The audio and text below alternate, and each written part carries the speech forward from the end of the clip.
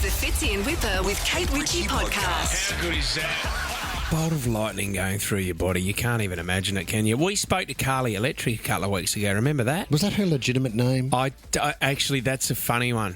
I've just clicked for me. Is her name Carly Electric? You're kidding me. Well, this is what she said. These were the effects that she had when she was struck by lightning. Within maybe 15 minutes, I started feeling really nauseous. I started having like full body goosebumps and I felt really euphoric. I felt floaty. My pupils were so dilated. So I used to have hazel green eyes and now I have dark brown eyes. It's one of the kind of lasting things. She was That's zapped. crazy, isn't it? Yeah.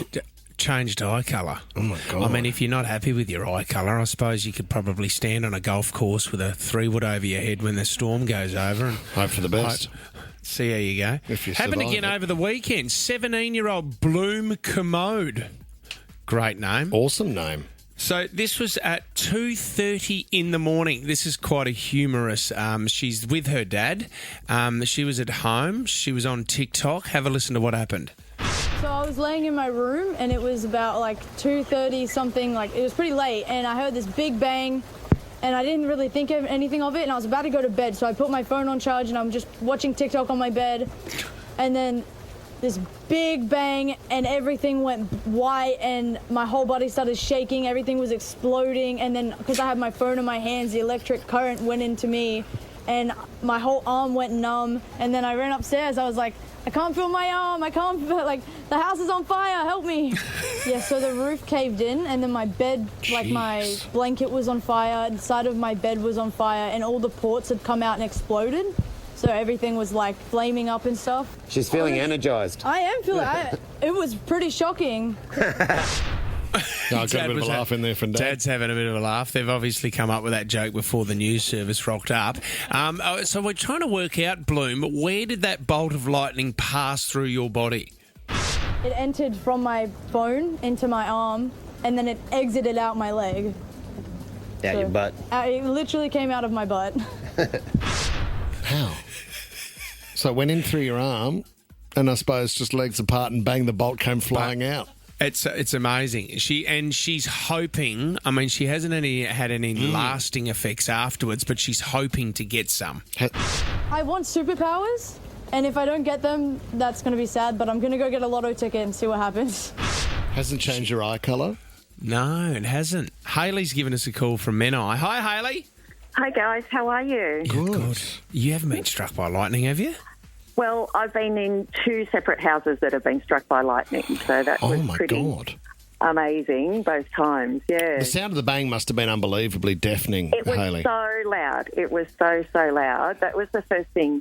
Well, because the first time was I was only about 8 or 9 years old, so it was a little while ago now, guys.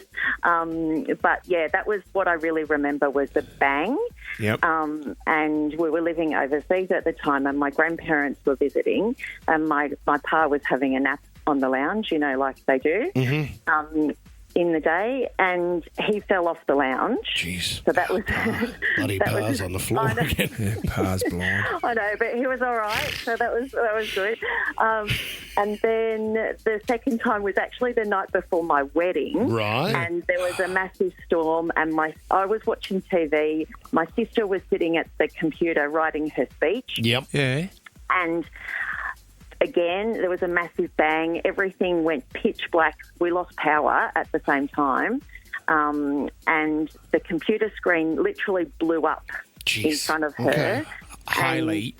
Hayley, can I just say, I'm agree. sorry to say this, but that's a sign for me that you weren't supposed to get married. Are you still with him? No, yes. Oh, you are? Damn it, you are. 25 years later. Oh, okay, Happily right. married. Okay. Yeah. Oh, there you go. We're all good.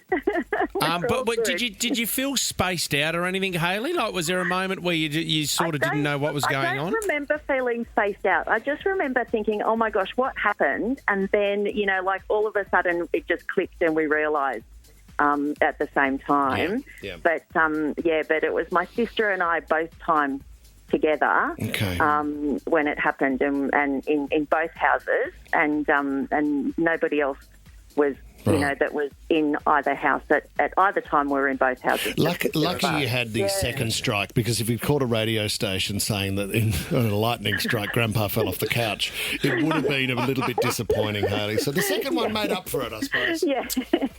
Metallica had a great song, Hayley, called Ride the Lightning. I mean, you didn't do that the next night on your wedding night, did you? Hold on. His nickname is not Lightning.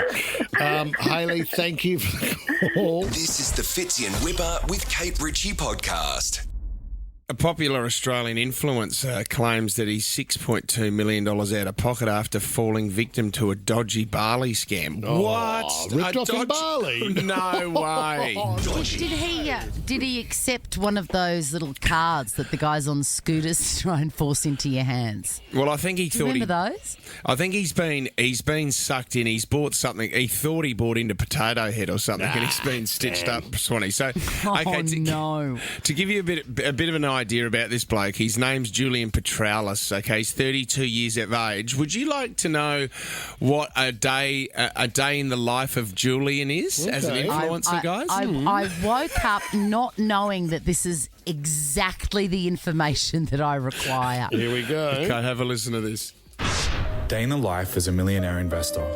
I just landed in Shanghai and I'm currently staying in the presidential suite of the Edition Hotel. I always start the day with some light stretching before heading over to grab a coffee, which I always have delivered at the same time each morning. Once I've had my caffeine buzz, I then head to the shower, get changed and put on some cologne. I want to wear a nice watch for today, so I head to the safe and enter my secret PIN code. Tough choice, but I think I'll go with the Patek Philippe. I then begin the day by hopping on calls with New York, London and Dubai before heading to my laptop to check my portfolio. I'm up 481,000 today, though I'm usually up or down $1 million, so today was a slow one. He's not legitimate. He's taking the piss. That is fair dinkum. No, it's not. And no, it's not. I couldn't be happier that someone has been in a dodgy Bali scam more than Julian Petralis. He's bought this land, and, anyone who's been to an Asian country, if you buy land over there, this is the thing, you've basically got to be there yourself, don't you, Swanee? Because the locals, if you're not there and using it, the locals will just move in and use it themselves. Yeah. Of course they will. Yeah. Do you know? Absolutely, with the full support of everybody else in the suburb. Do you know what fascinates me about people that are prepared to share what they're mourning or what they would like to portray is probably more accurate in terms of what their mourning looks like? One, I find it odd that you refer to yourself as sort of a life in a millionaire, but what you're suggesting is that you're giving us the chance to look through the window and observe what legends do in the hope of inspiring. You think that what your mourning will do is revealing the secrets to how you could possibly be that person. Like we want to be you. I think that's where they misread it. The foundation mistake is that we care. Yes, correct. But it's more of an American culture, isn't it? I mean, over there, these people are lauded. And this is why we talk about tall poppy here in Australia. And I know that we can go too far sometimes, but I do love that we're a country that being humble is the way to go about it. There's a fine line, isn't there? Because in Australia, you're right, I think it's the biggest flaw that this country has in terms of its population, community and culture is the shutting down of anybody attempting to do something different. That tall poppy is terrible. I think, look, absolutely that is part of our culture, but also this guy's a tool. Yeah, coming back to the basics. Do you know what I mean? Like, nobody asked you about what you do, and there's something not classy about that, and I don't think that's tall poppy. No, that's not. The fact that listening to that guy makes me want to stab my ears. That's not a tall poppy thing. That's just like, oh, come on, be a bit classier.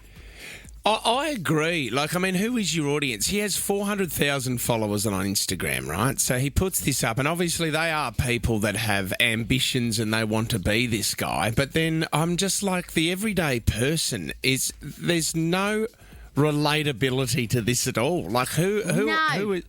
What, you don't go to your safe in the morning and decide what watch you're going to wear? No one likes to show off. You know, no one likes a bloody show. Well, anyway, he bought a 1.1 hectare plot of land in Canggu, and so he thought he's hit the jackpot here. It's near the beach, Swanee. It's amazing. Great. But then the authorities got involved and said, I see that you've been spruiking on your social media that you've bought this land. They cancelled his visa and now they're asking him for all this money. Oh, my God. Oh, no. You can buy it back, but it'll cost you $7 million. And, you don't want to mess with the authorities in Bali, that's for sure. And they, it'll cost you $7 million and a stint in Karobakan. Yes. Selamat pagi. Selamat pagi, boo. Fits in Whipper with Kate Ritchie is a Nova podcast. For more great shows like this, download the Nova Player via the App Store or Google Play. The Nova Player.